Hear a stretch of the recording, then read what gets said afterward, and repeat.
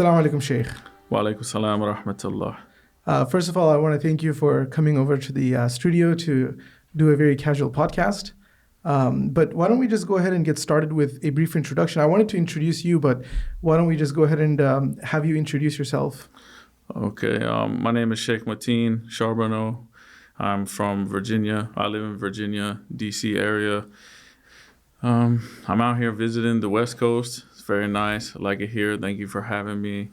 You can ask me whatever you want, and I'll be able to tell you, inshallah. Oh, yeah, for sure. So what do you want to know about me, and I can tell you, inshallah. Yeah, for sure. I have a lot of questions here, so there's no shortage of questions.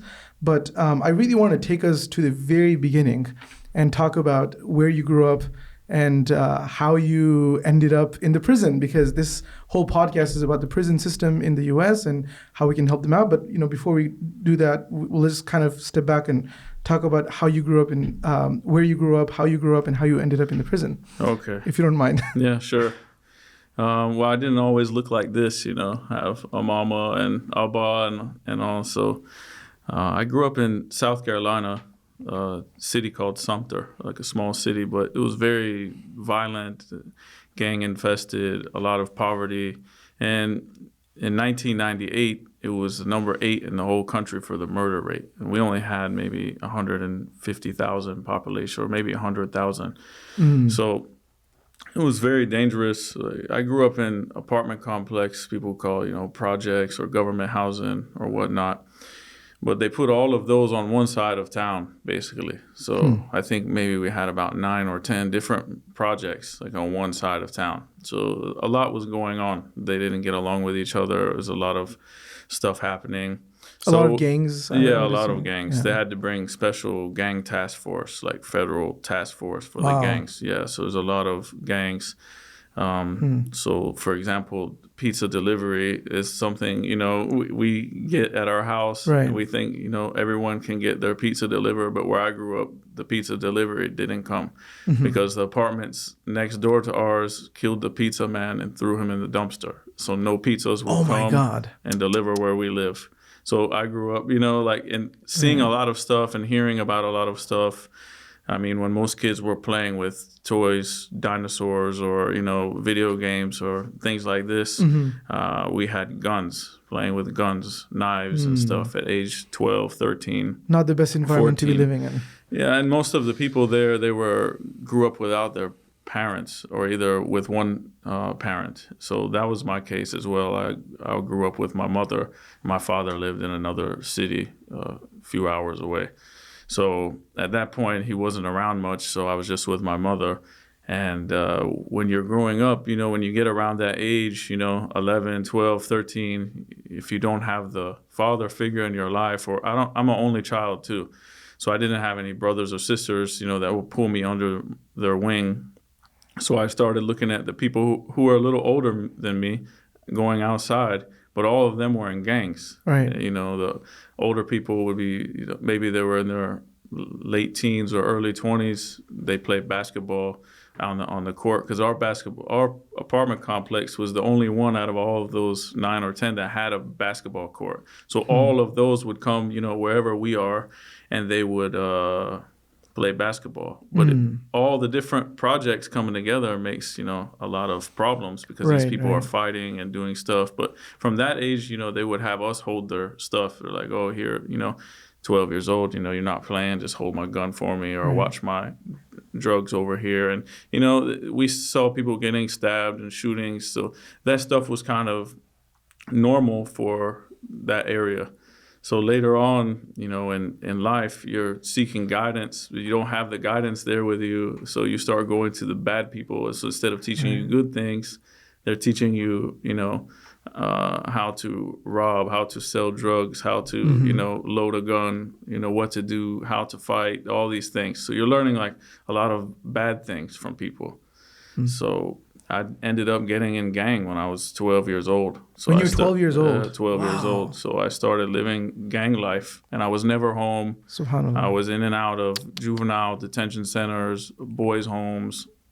I spent age 13 in a boys' home, 14 birthday, in the juvenile detention center. Age 15, I was on probation.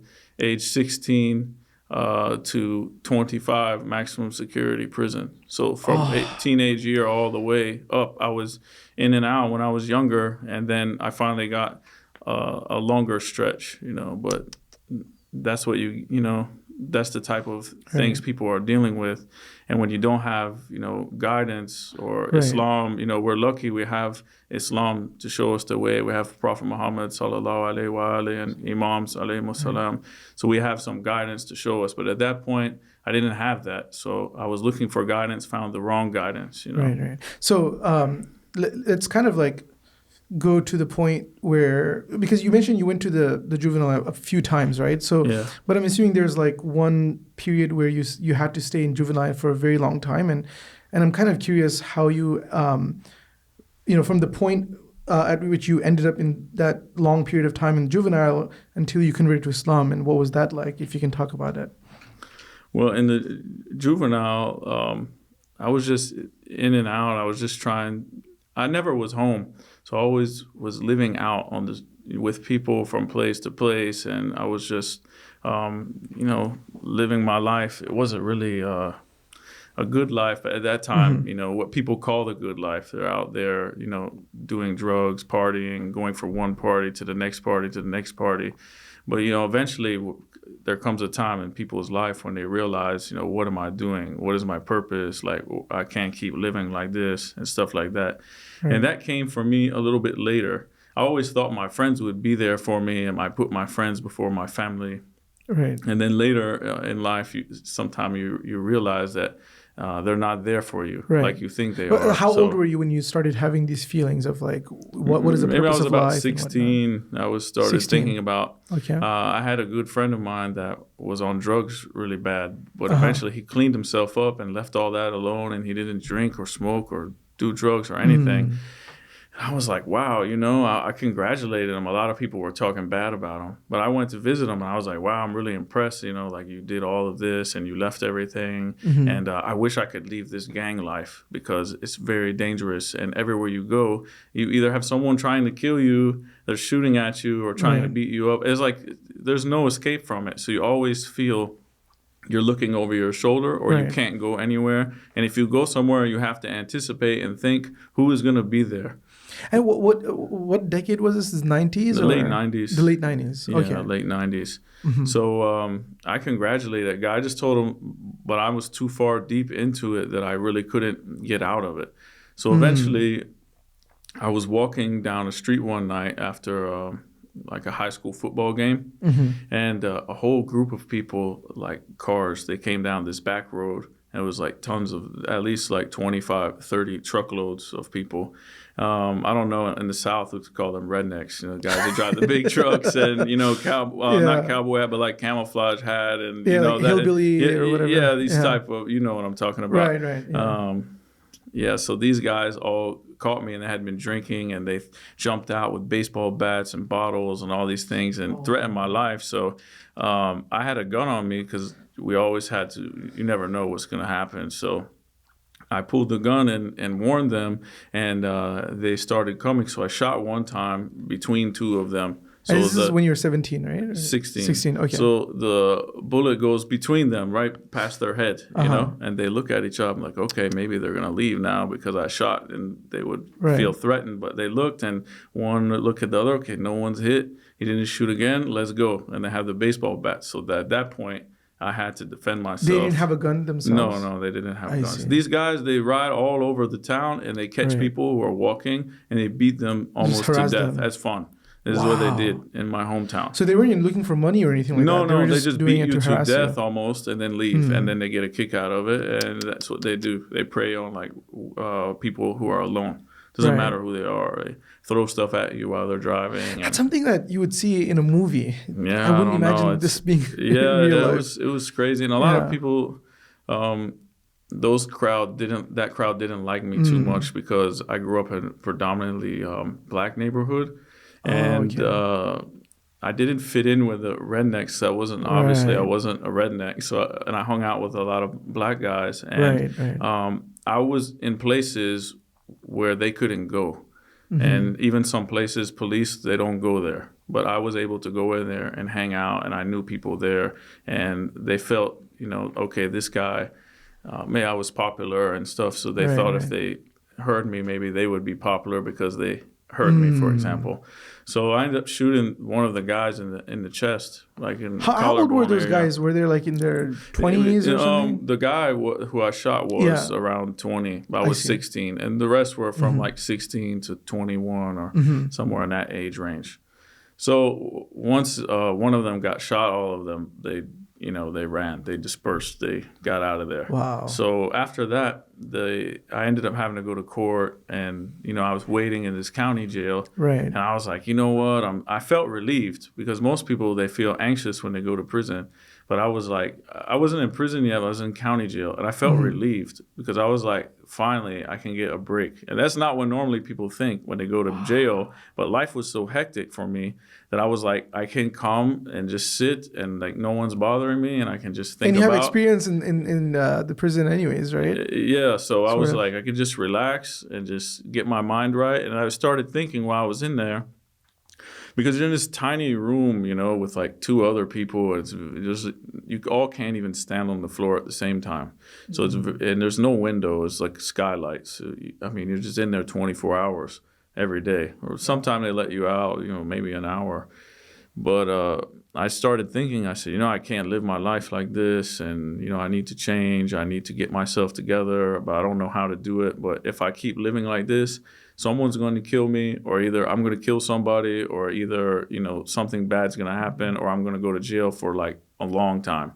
So I said, maybe I go to prison this time, maybe I don't. I don't know. Maybe I go for a little while. Maybe I beat the charge because it's self-defense. Who knows? But I know whatever's going to happen, I need to get it together, because I don't want to keep going that way. So I started looking into religion. I was always believing in God, but my family's Christian, but I didn't go to church really. Maybe when I was a very small kid, I went, but like as far as saying, oh, I'm a Christian or something like this, no. I was into other stuff, but I believed in God. So you weren't like religious, but you believed in divinity. I came from a religious family, but I believed in God, but I didn't know how I believed in God. Like, I don't know, I just believed in a creator. But like the description of how he was or what he was or all of this type of stuff, like belief system, no, I didn't have. So I read the Bible from front to back.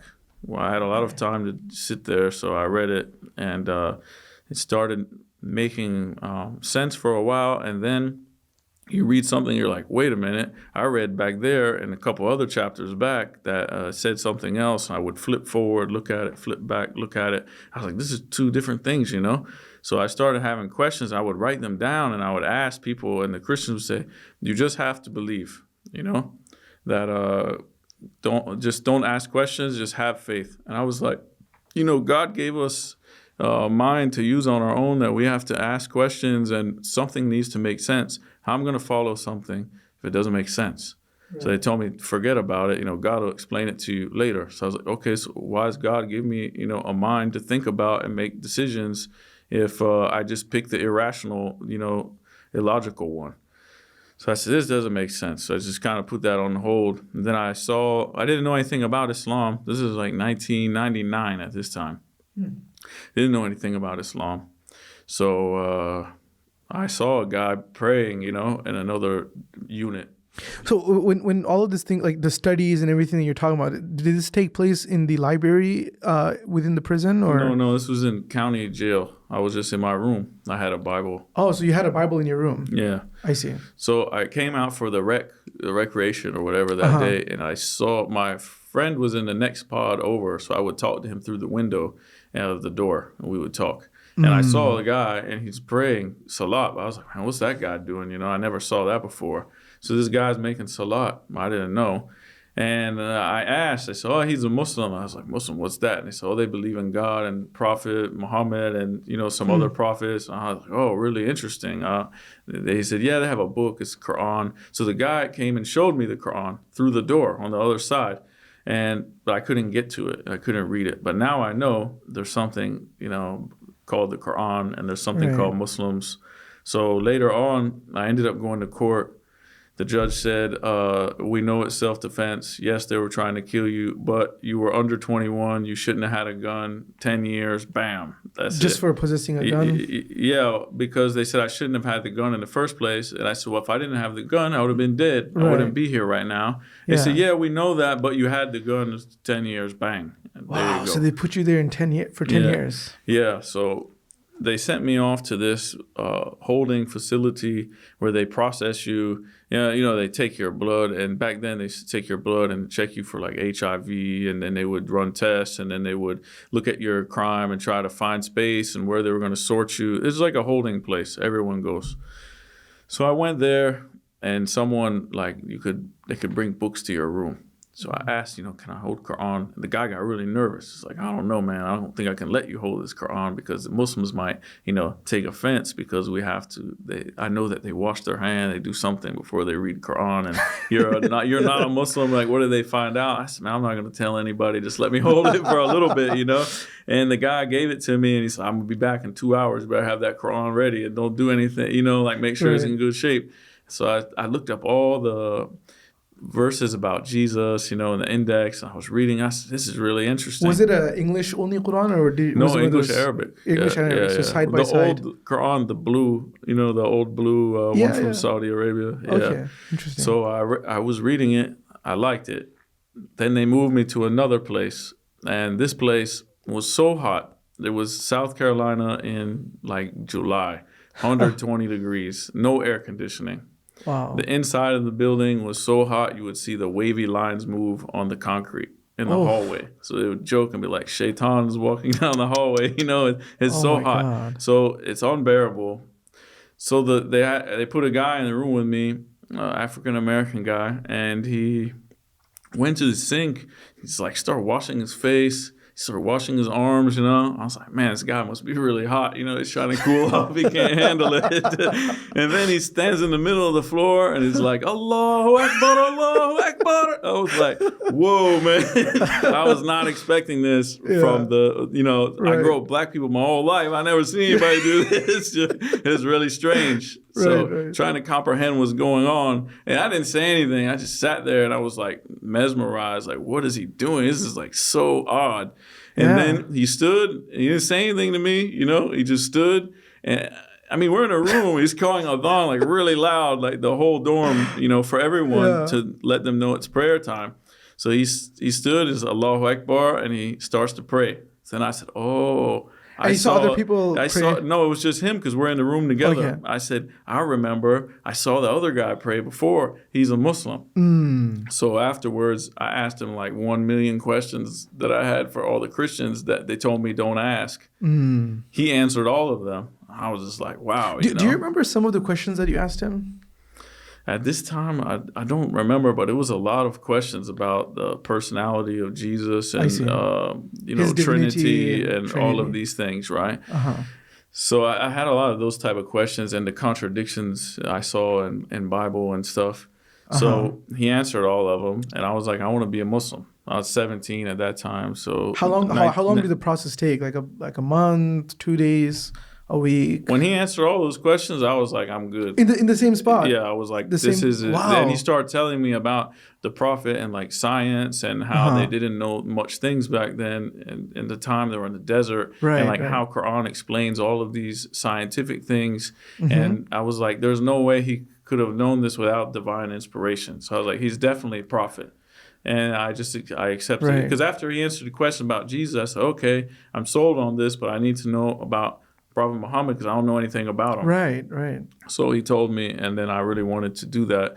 So he said, instead of giving you shahadatain, I want you to learn your salat, because when you say shahadatain, you need to, salat becomes wajib on you. Right. So he started teaching me Fatiha. So I learned my Fatiha. Before I could finish the salat, they moved me, sent me to another prison, the place I was supposed to go. Before we continue this discussion, I want to know, like, was there anything that you remember that he told you that really like completely changed you, your entire perception? Like, was there anything that really hit you in the heart that he talked about, or was it like series of different talking points that I was eventually hit just you? so amazed that this guy was able to answer every question I had rationally, and I said he has knowledge from somewhere, and this Islam taught him these things that answered all the questions I had about life. So I said Islam would be able to answer the questions that I have. So I know the knowledge is there, and the truth, everything. He was able to answer it easily. So I said, this will be able to give me, guidance. And he showed me about, I told you, the Prophet with scientific things. And I was very convinced from that. Because no one else could answer me. Even the people who claimed they were priests or, all of these things, preachers that, they just told me, no, don't worry about it.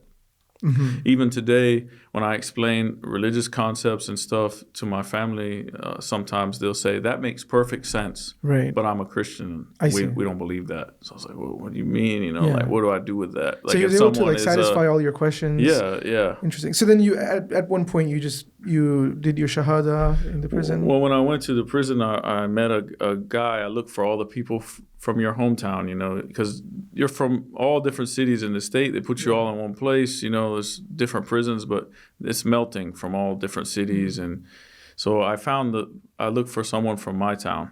And one person that was there in my dorm happened to be a Muslim too. And from your town? Yeah. Wow.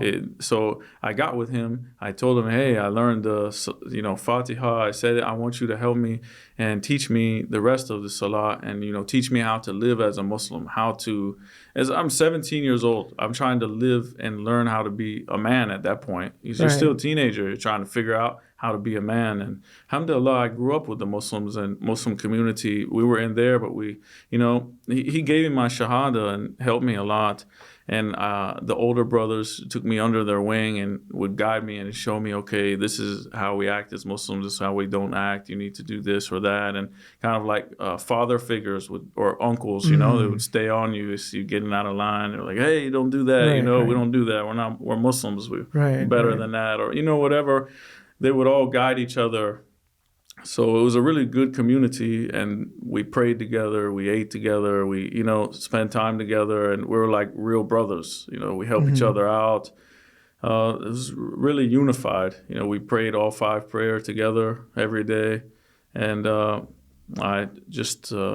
prison I was at happened to have a lot of converts to Shiism.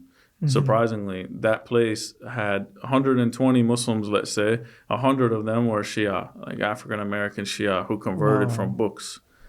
So it was mostly, I remember we had this conversation before, and you told me it was mostly like whites and blacks, but there weren't like people from, there weren't any Arabs or Persians or anything like that? No. I met one Arab guy before. Yeah. In the prison? Yeah. Interesting. Later down the line, yeah. Interesting. So then at some point, okay, you took your shahada, you became a Muslim, and then all of a sudden you have this community of Muslims in the prison. Yeah. But I kind of want to know what took you from that to becoming a sheikh. Because it's one thing if you become religious and everything, and it's another thing where all of a sudden you're a sheikh now. How did that process look like? So I used to ask a lot of questions to the I guess we'd call him Imam Jamar. He was an inmate too. They elect themselves. The community comes together and someone becomes leader of the other ones. They do Jummah and lead Salat and guide the community, the whole prison yard. So he was a Shia, and these people came to me and were telling me, pick side, are you Sunni, are you Shia, are you this, or you that? And I was like, I don't know really, what's going on with that. I just know about Islam. Right. And they said, just say you're this and, don't get involved with the other guys. But I was curious. I want to make like a rational decision which one. So I went to the Imam Jamal and I said, they told me don't listen to you and don't talk to you and don't come around you because you're Shia. But I don't know. I want to know what the Shia is, So he said, you know what? I'm not going to even tell you. They told me don't talk to me. So I'm just going to give you some books that you read on your own. Then I was guided by Muhammad Tijani. So this is one of the first books I read. He said, read this and come back and talk to me. It was one of the first Islamic books. Yeah, outside of Quran. Outside of Quran. Yeah. So I read this book and it showed me a lot. And I said, wow, I want to read more. And he said, don't ask the brothers, read the books and then ask the questions. I see. And every time I would go and ask a brother, I would say, what's this? How do we do this? What's the ruling for this? He said, they would hand me a book and they said, read this book. And then ask me a question after. And I was like, wow, you could just tell me. You already know. And they said, no, if I tell you, you're going to say, brother, so-and-so told you if someone asks you. But if you read it yourself, you're going to say, I saw it in a book myself by this author, and I read the book, not some other inmate or other Muslim brother told me this. That. So and he said, if I want to learn, I have to read. I'm young. I didn't want to read. But I started down that path. I started loving reading. So I started reading all the time. So how I ended up becoming Sheikh is I loved reading in that time. So I read a lot of books, maybe 150, 200 books during that 10 years I was there. I got a lot of books from Koei Foundation, New York, and other institutions. There was a Bilal Muslim Mission back then. I don't know if they're still around. It was in New York. And we would write them and they would send us books. And we could also purchase books. So I would just get book after book, and then other people had books, and we would just, pass them around and read them. And the prison I was at, they don't pay you to work. So you have the choice of going to work, or you have the choice of saying, I don't want to work, and I didn't want to work for free. So they said, okay, we're going to punish you for not working. But the type of sentence I had, it didn't matter what I did. If I was a model inmate or I was running around fighting and stabbing people and doing whatever, I went home the same day. So I was like, there's no incentive for me to work. You're not taking any time off of my sentence, and I'm not getting paid. So what do I want to do that for? I might as well just sleep in and then read my books. And, they said, so you have to be in your room from the time of work hours, which was 8 until 4. So I said, okay, cool. I'll be in my room from 8 until 4, and then I'll come out later. And so I'll you just read the whole day? So I would just read. And, I got into that habit of reading a lot every day. And then I would go out, talk with the brothers, and we would discuss, and I would go back, And then when I was about 18, they started making me teach classes and putting me in front of people. And then after a while, when I was about 20, I started doing Jummah, Friday prayers. This is in the prison? In the prison. Wow. Yeah, so I was doing these type of roles, and my type of role, I would get the newer people who didn't know much and the people who came about just taking their shahada, and I would build them up and get them their basics and teach them, usuluddin, furu'uddin, or, basics of religion and our all of these things, the fundamentals, make sure they have their salat good. And I was teaching how to read and write Arabic and these things. So you I was became doing heavily this. active. Yeah, in with there, Islamic I was in that role for a long time. Right. So when I came home, I still was doing that. I was going to work and I was reading at home. And then I just fell in love with, doing stuff for Islam. So when I moved to DC, I was about 25. I came home, I was 25. I think I moved there when I was 26. And I stayed and started going to all the different centers in the area. And then around... The centers didn't have any problem accepting you? Because I would imagine that coming out of the prison, it's really hard to assimilate in the society. So how did the whole assimilation take? I don't know. A lot of these centers, unfortunately, they make the place a cultural center, and it's more set up to remind them of somewhere that they left back home, and not about Islam totally. There's Islam there, but it's more so some people take it as a place to go drink chai with their buddies and remember back home. So it really throws them off when someone that doesn't look like them comes in the center, because they're like, hey, we didn't have like any white guys or any black guys or any Hispanic guys back in, whatever country they were from. So it throws their mood off. So they kind of sometimes, unfortunately, can treat you rude or push you away or not give you salam or whatever. But I was there for and it. Especially if they find out that you went to jail. Like I'm sure some people initially kind of backed off. Like, what's going on? I just came there and would make my salat, and I would try to talk with people. But a lot of times, I got close to the scholars that were in it, because they would obviously treat a person nice and accept them. So I would deal with a lot of the scholars. One of the first scholars I met was Sheikh Abdul Jalil. He's a very good scholar from Ghana. Yeah. Very humble, pious. Everyone knows him. Oh yeah, loves he's him. Amazing Sheikh. So I learned how to make salat by reading Risala. I learned how to fast by reading a risala. So it's not easy learning from a risala. Most time people teach you how to pray, but we're learning the rules and ahkam and trying to implement them. So we're doing these things all these years in the prison. We're wondering if we're doing them right or not. We're hoping we're doing them right. So I met him and I had a lot of questions for him too. And alhamdulillah, we were doing the right things while we were back there. And I stayed around him and he would teach classes every week and I would go to the classes. And then for some reason, he ended up stopping those classes due to participation. I came all the time, but unfortunately, a lot of people, they take things for granted. And I was like, Sheikh, I wish I had someone like you around me all these years. And there's so many other people in states that don't have any alam, and they wish they had a center they could go pray in. But here we are, we have a center. People can come pray in the center. People can come access a scholar, but they take it for granted and they don't care about it. Some of the guys I left in prison, they said our only wish is that I could pray in a masjid. That's my only wish, is just pray one salah in a masjid, but I'll never be able to do it because I have a life sentence. Maybe you can go and do it and then tell me about it. That's what the brothers would tell me. Maybe you can tell me how it feels. So whenever I go to ziyarah and all these things, I always send them pictures and tell them about the experience. And, it really uplifts speaking them. of ziyarah, you have to tell us your trip to Karbala and Najaf, because you told me this before and it was just amazing. I'll tell you. So after Sheikh Jalil stopped doing the class, I went and found another sheikh in the area who was giving English classes. I would go to whatever English class.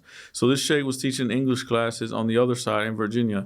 And then his family lived in Karbala and Najaf, and they went on ziyarah, and I wanted to go. I begged him, please take me. I bugged him the whole year, and then we all went there. So I'm walking on this Arba'een trip, not knowing anything about all of this. And First foreign trip? Yeah, totally amazed. And I'm walking, and I'm seeing everyone give everything they have. So I'm like, subhanAllah, everyone's giving everything. And they're telling them, come in my house. I don't know you. Just come in my house. We'll wash your clothes. We'll feed you. We'll give you a place to sleep. I'm like, man, in America, if someone comes around your door, you close the blinds and you peek out of them. And you're like, who's that? Don't knock on my door, and we don't know our neighbors' names, or we're not friendly with people. And I was like, these people don't even know anyone, and they're welcoming them in. And on the walk, they're giving everything, whatever they save all year just to give away. I was mind blown. I was like, how come the media paints them in such a bad image and bad light? If everyone were just to know about Arba'een and the generosity, they would love, the people who host the Zawar, the pilgrims. So I started thinking, what can I do? What do I have? I don't have any money. I don't have any logistics. I can't do all this stuff they're doing, but maybe I have something what can I give back? So I said, I know, I read a lot. I was well read. So I said, I know where all these tragedies happened about Ahlul Bayt and their followers. And I said, the stories are not all in one book. They're scattered. If you want to read about a personality, one part might be in one book, the beginning of the story, middle part might be in another book, the ending. But I knew easily where to just go and flip and find it and show. So I said, I'm going to make a book and dedicate it, I dedicated that book to Fatima Zahra alayhi salam. And I said, I'm going to put all the tragedies of what happened to Ahlul Bayt and some of their followers and arrange it and source them and make this book. And I'm going to give this book back. This is the only thing I had was some knowledge. So I made the intention and I did that. It was my first book. Suffering of Ahlul Bayt and their Shia. What was it called again? Suffering of Ahlul Bayt and their Shia throughout history. Okay. So I did this, and I started keep attending these classes with the Sheikh. And I pushed him, I said, Sheikh, you're teaching me these past couple of years, but we're working towards non-curriculum credit, extracurricular credits or whatever, but not for the core credits, like if we were compared to university. And I said, why don't we work towards going for Hausa? I want to study, I want to learn and these things. And he thought maybe I was just talking. So he's like, okay. I asked him again, I'm very persistent. I kept asking him. And he was like, you know what? The istikhara came good. I'm going to teach you. So I started learning with him. And he made it very difficult for me to see if I was dedicated. He said, "This we're gonna do on after Salat in the morning." Salat's 5 a.m. at that time, and I lived in Maryland, and he lived in Virginia, which is easily an hour commute without traffic. So I need to be there at 5. I need to leave my house at 4, which means I need to get up at like 3:30 or something, get ready, and drive over there for Hausa. So I did it. I called the Sheikh. I'm here. Don't tell me you ended up waking him up. Yeah. So I was like, I'm here. He lives 10 minutes away. So I was like, Sheikh, I'm here. He's like, oh, okay, really? I was like, yeah, I'm here. I said, okay, I'll be there in 10 minutes. So that goes by. A couple of weeks go by, you know. And he said, oh, we could change the time to 9:30. He wanted to make sure I was dedicated. And, you know, another Sheikh moved to that region, started teaching me, and then another Sheikh. And then I started taking class 5 days a week, like 3 hours, like 3 classes a day. So they took the same curriculum as Najaf or Qom, and I studied that, but I studied it here with multiple scholars. Each one would take like a course. So it would take a book, and we would start from beginning and finish the end of the book and keep moving. And alhamdulillah, now it's been 7 years, and MashaAllah, I got to go back and forth to Najaf and Karbala several times. That's amazing. Yeah. That's a really fascinating story. And I also want to talk about your activities right now, because besides writing books, you're also very active in the prison community, trying to give back to them. I want to know some of your activities, and in particular, I want to know how we can get involved in these activities. I know that like a lot of us can't directly get involved by going to the prisons, but the least we can do is help you out. And I'm kind of curious to know what the average, Muhammad, average Jawad, whatever, can do to help out. Okay. Yeah, so Allah tells you in Quran, a group of you go study and then come back and help your people, paraphrasing, to come back and guide your people. So when I thought about it, a lot of these people, they go off and they study, and then they come back and, they help their group, whoever they left, the town they left or whatever. So I was like, where did I leave? I left these people and these communities in prison, and they need a lot of help. And they need a lot of guidance. A lot of time they write places, they don't get response, or its response takes 2-3 months. They're on their own trying to figure things out. They really need the tools that, we have out here, and someone to guide them, like take their hand, help their studies. And I had been on the inside, and now I'm on the outside, so I could see both ways. So I said, I went and studied, and I'm studying still, and I can come, and these are my people that I can come and help. So I said, I want to help them. So we started a project. I was sending some of my friends some things before, sending them prayer rug and books. And then I was with another brother, and we were saying, maybe, that's a really good idea what you're doing. And I know some people here and there. And then maybe we have some people who had somehow gotten on social media and they were in prison. And so maybe we can just reach out and make it bigger. And I can, reach more people than just the people I know. So we started spreading by word of mouth, and we started sending these prisoners books, writing them. They would write us and ask us questions. When one person finds out, all the other people are finding out, So now we have a lot of mail, and alhamdulillah. It's amazing how they're so eager for these books.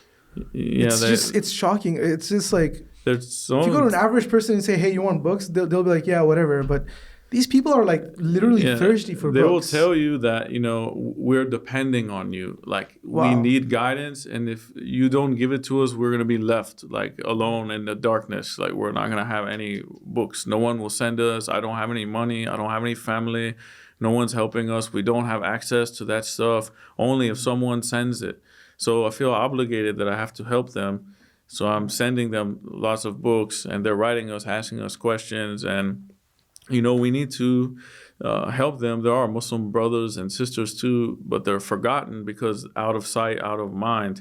But a lot of them are very sincere, and some of them are coming home, some of them are never coming home. But they still need to learn what they need to do, and they get inspiration. They find solace in the knowing about the tragedy of Karbala, for example. They see that the Imam suffered and how he suffered, and then they're also suffering as well, and they see that other people who they're following that have been through trials and tribulations, and how did they handle it? You know, if they lose a loved one, how do they handle it? And they look at how Ahlul Bayt would handle it. But if they don't know about Ahlul Bayt, then they won't know how to handle all these situations. Right. So I think like what you're basically saying is, if correct me if I'm wrong, that the two things that are important for the prisoners is A, they need books, and then B, they need a sense of belonging community, right? Yeah. So I mean, it makes their day. Like every day they're calling out mail, and people, maybe they had their wife or their kids or their mother or father, and they're writing them and sending them mail. And for example, where I was at, the correctional officer would stand, his mail call, everyone would come and hope they had something. Now, a lot of times the guy doesn't get anything, but he still goes, maybe someone remembered me and my friend maybe wrote me, but then they get turned away with no mail and they feel sad. No one cares about me. No one's thinking about me. When they get something from, when we're sending from Second Chance Books, writing them, and even if we haven't heard from them in a while, we'll write them and say, oh, brother, how are you? Are you doing okay? We're wondering. We haven't heard from you in a while, and check on you and this. And that means the world to them, because they said someone out here remembered me and cared about me, and another Muslim is praying for me out here. I tell them, I write them, send them, I came from Ziyarat, and I was in Imam Hussein's shrine, alayhi salam, and I prayed for you in the shrine, even though they're in there. And you know how that makes them feel, that they're belonging to a greater community and they're not like forgotten or cast aside or something like this. So right. So it's for the viewers that are listening to this. I believe your organization is called Second Chance Books. Yeah. So we can leave all these things in the description box, but they can go to secondchancebooks.org, and they can support this cause. Yeah. So I was talking with a friend of mine when I had these ideas, and I had a good friend of mine in London. And he was doing a lot of other projects at the time. He was really inspired, and he had a lot going on, and he was working dedicated, mashallah, and he knew how to build websites and do other things. So he was saying, I was discussing with him, I said, I really want to do this, and maybe it's time I get a website and, register as a nonprofit. I'm throwing all these things out there. And he said, Mateen, if you want to do it, just make your intention, write down what you need, and give it to me by the end. Write it like a proposal, what you want to do. Let me know that you're serious about this. Show it to me by the end of the day, and I'll do everything for you. I'll give you the money to start. I'll build your website for you. I'll do everything. And alhamdulillah, I did that, and he helped me. He built my website and helped me a lot in the beginning. And he got graduated university, got a job, and got busy, but he's always supported me. And, Prophet sallallahu alaihi wasallam told Imam Ali alayhi salam, if you guide one person to the path of Islam, it's better than anything that the sun shined upon. So it's better than anything else. If you're guiding people, helping people be better human beings, helping people know their purpose in their life is to worship Allah and do the right thing and follow Ahlul Bayt, and you're showing them, giving them guidance, this is better than anything else. So it's more rewarding. You look at a lot of these people working those big jobs, for example, and they feel empty inside and they want to do something with a purpose. And you see these people like traveling and leaving their job and going somewhere to do something like helping homeless or helping people in another country that are struggling, and they give everything up because they're looking for something fulfilling. It's fulfilling their, they're serving their creator, for example. What are some of the things that we can do to feel that fulfillment? Because a lot of people feel this, right? So one way is helping different causes. What are some of the ways that you think are one thing that was told to me a long time ago was that you have to find what you're good at. Like one of these alims was telling me, you have to know what you're good at. Look at yourself and evaluate yourself. What can you do? What are you good at? What are your skills? And then see how you can use your skills to help other people. And that is for the cause of Ahlul Bayt. You dedicate those rewards and you're serving the path of Ahlul Bayt. If you're a doctor, for example, you can go help and dedicate some of your time free to help other people. If you're good at drawing, for example, you can draw nice portraits and things about Karbala or these things that move people to tears. If you're good at speaking, you can go do speeches. If you're good at, whatever you're good at, you should go and pursue that and use it to help other people. And also, if we feel like we don't have the time, a lot of us say, oh, I'm busy, I don't have time, I'm working, I have family, I'm doing this, but I have some money. You could always find a good charity and dedicate some money, or sign up monthly or something. Right. That way you're still helping a cause, even if you're not working in it, directly, but you're supporting it. And, Allah tells people to support the cause of Allah with their self and with their wealth. So if you can't support it with yourself, you can always support other ways. Right. Or even if you don't have any money and you can't do it yourself, you could always share those things.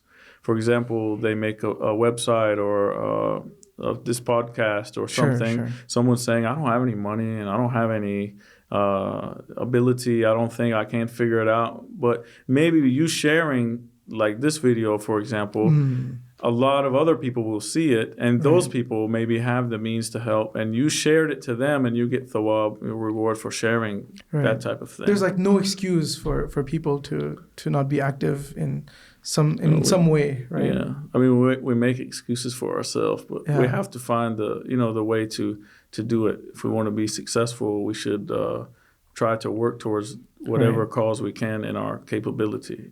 Yeah, it's just fascinating how we have so many people in the community that many of them are, mashallah, very well off. They have everything in this dunya, but they just don't seem to be happy. They don't feel that happiness. But you have someone that like yourself, where you didn't have all these worldly luxuries that other people enjoy, but you're much better off as far as happiness is concerned than some of these people, and it's just really fascinating to think about. Yeah, I remember a long time ago I had a roommate for a little while. It didn't last too long. He was a Muslim by name, but didn't really practice, and I was trying to get myself established in DC area. So the guy, I would be reading my Quran and reading books, books about Ahlul Bayt and Hadith and stuff. And he would come in and say, oh, why are you reading that? You could be reading a book about college or university and go get a good job or something. And I was like, why would you discourage me from reading Quran? Or when I would make salat, I would encourage him to pray, but he wouldn't pray with me. He was just care about money and dunya and all these things. So those things clash. And it's just, these things make you feel better. They ground you, and they know, and they give you purpose, and they show you the direction that you need to go in life. Reading a book about, for example, some university book is not fulfilling me. Even if I were to read that, there's nothing wrong with that. It's good to go get a degree in college and university and stuff. But the way the guy was painting it was to totally neglect, the other things. Like, you don't need Quran. You don't need these type of things. So we have to balance our lives, Absolutely. Well, Sheikh, I really appreciate you having here. It's just such a fascinating story. You truly inspired me. We had this discussion before, and it just never gets old. And I'll probably be watching this podcast like a couple of times because it's one of the most inspiring and amazing stories I've ever heard, truly. And also once again for the people that are watching this or listening to this, they can help out the brothers and sisters in the prisons in the U.S. by supporting Sheikh's cause by going to secondchancebooks.org. Again, I'll leave the more information in the description box. If we have a moment, I could give a short story. Sure. I told you when the first books I read was Then I Was Guided. Yes. So second book I read was Abu Dharr, a companion of Prophet. So I really loved his story. So this will put it in perspective. Some people say, well, why do I need to help a prisoner? Who cares about this person? They threw their life away. Why should I help them? Blah, blah, blah, and all this other stuff. Someone may come with that. I want to take a look at this personality. It's Abu Dharr. Just quick 5 minutes. Please. Okay. Abu Dharr was a highway robber. His whole tribe, they would rob people. They were like bandits or gangsters or whatever you want to call them. So Abu Dharr was the head of them. He went and searched and heard that there was a prophet. So he went to Mecca and he ended up finding Imam Ali alayhi salam. Imam Ali took him to Prophet. Prophet taught him about Islam. He was very passionate about Islam, accepted Islam, and he started going out and preaching to everybody outside, La ilaha illallah Muhammadur Rasulullah, shouting it. The pagans, idol worshippers started beating him. So Abbas, the uncle of Prophet, came and stopped him. It's like, you know who this is? Your trade caravan has to go through there, and they're going to rob you or kill you when you go through there. So then eventually he got up, bruised and beaten. He did it again. He called out, La ilaha illallah Muhammadur Rasulullah. Finally, he got the Prophet. Prophet said, you know, you don't have to do this. Go back to your people and teach them about what I told you. So Abu Dharr left, went back to his tribe. He converted his whole tribe to Islam. All of them became Muslims. He followed the Prophet and Ahlul Bayt and learned from them. It was a very close companion with Imam Ali alayhi salam as well. And Imam Hassan, Imam Hussein, he was close with them. And he took from them and actually implemented it. The Prophet said, if you want to see the taqwa of Isa, look at Abu Dharr. So the piety of a prophet, look at Abu Dharr. So he went from being a highway robber, a gangster, doing all sort of things, this type of lifestyle, right, to have the level of piety of a prophet. Right.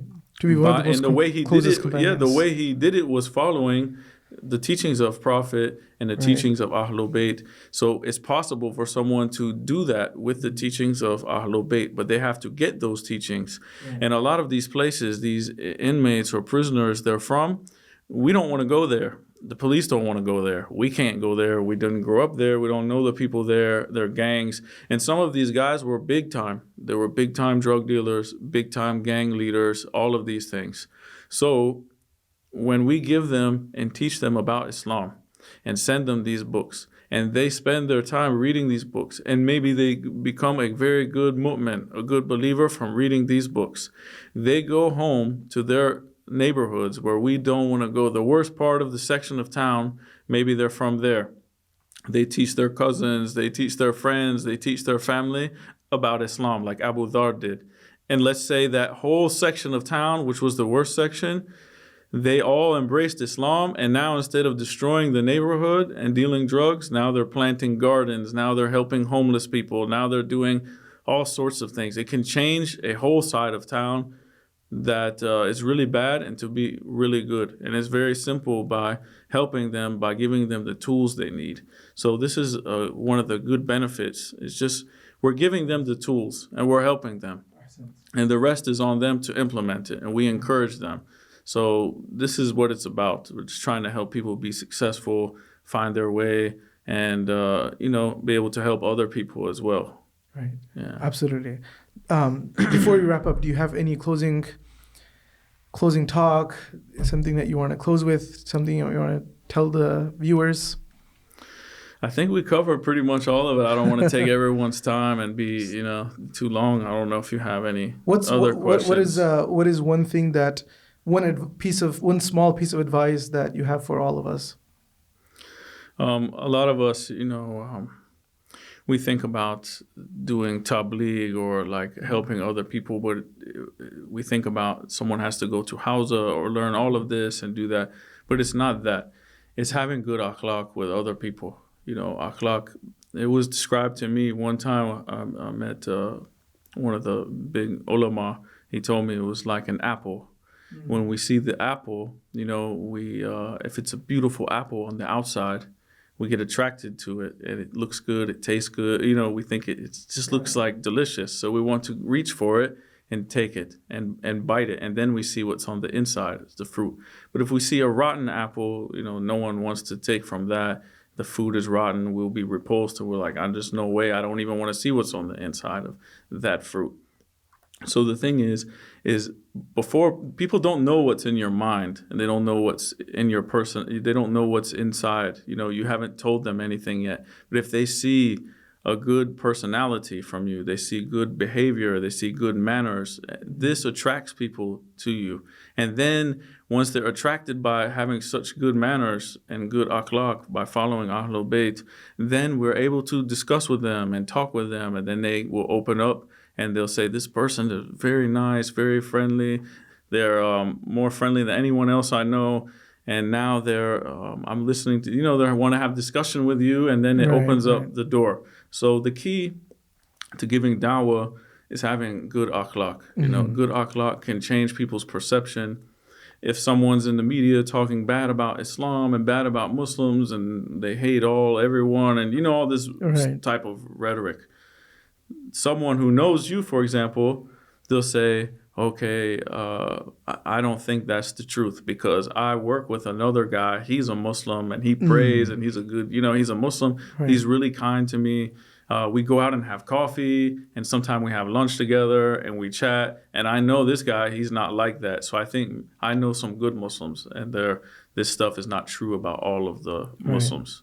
So I think it's good that we interact with people, we get out of our bubble, we're nice to everyone, and we just have good akhlaq and be good human beings, This is the thing. This is the way of doing da'wah. Excellent. Jazakallah khair. Sheikh, thank you very much. Thank you.